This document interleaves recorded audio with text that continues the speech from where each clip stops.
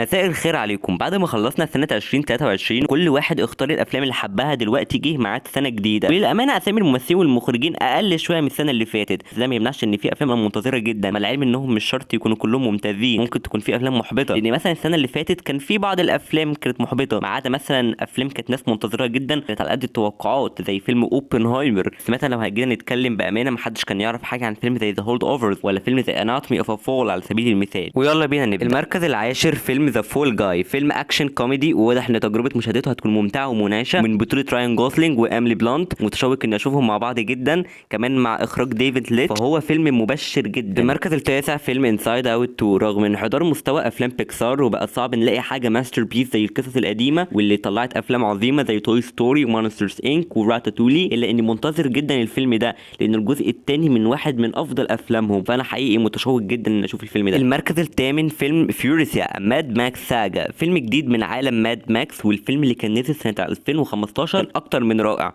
والمرة دي الفيلم من بطولة انيا تايلر جوي، وهي من اهم المواهب الشابة مؤخرا، فمتوقع انه هيكون تجربة اكشن سينمائية ممتعة. المركز السابع فيلم الفيلم من اخراج جون كراناسن ومن بطولة رايان رينولدز، والصراحة معلوماتي عنه قليلة بس عندي فضول اشوفه جدا. المركز السادس فيلم ذا بايك رايدرز، كان من الافلام المنتظرة بالنسبة لي السنة اللي فاتت، بس فجأة لقيته اتأجل. بس الكاست عظيم جدا، عندنا اوستن باتلر وتوم هاردي وجودي كومر، فحقيقي انا منتظره جدا. المركز الخامس فيلم ميكي 17 من بطولة روبرت باتنسون، والقصة واضح انها تكون غريبة ومبتكرة، بس الاهم انه من اخراج بونج جون هو مخرج الفيلم العظيم باراسايت، فانا مستنيه جدا. المركز الرابع فيلم ديون بارت 2، عودة دينيف فلينوف للعالم ده بعد سنتين وشوية من الجزء الاول، والفيلم هينزل في مارس الجاي، متوقع انه هيكون تحفة سينمائية. المركز الثالث فيلم جلاديتور، الجزء الثاني من الفيلم الرائع جلاديتور من بطولة دانزل واشنطن وبيدرو باسكال، مع عودة المخرج رادلي سكوت، اللي الصراحة اللي كان لسه نازل من شهرين فيلم نابليون اللي ما عجبش الاغلبيه، رغم اني مش متضايق منه خالص، بس اتمنى الفيلم ده يليق بالجزء الاول على الاقل. المركز الثاني فيلم ديدبول 3،